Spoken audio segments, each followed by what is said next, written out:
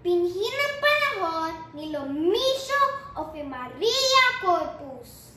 Tinanim na punla, tumubong malabay, kawans ng batang lumaking mahusay, hinubog ang isip, sa aral pinanday, sa mga tuntunin na gabay sa buhay.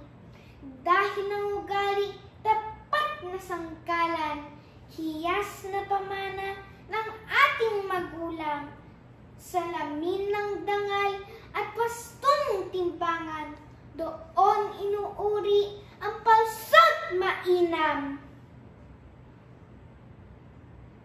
Mga kabataan, binhi ng panahon, dapat nang suriin mga limitasyon, hindi laging angkop, talim ng opinyon. Mayroong din pula ang mga desisyon.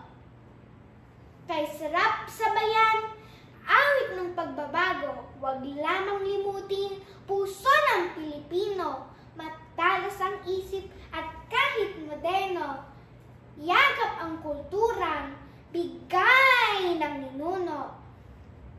Kaya't kabataan, may ngiting tanggapin, apoy ng pangaral, ningas ng habilin, sulon na sandigan at tanglaw sa dilim. Sa pagkakalugmok, mag-aahon sa atin. Binhi ng panahon, Carly Victoria B. Mamawag, Grade 2 Homeschool sa Merida Queen School of Malolos. Bye-bye!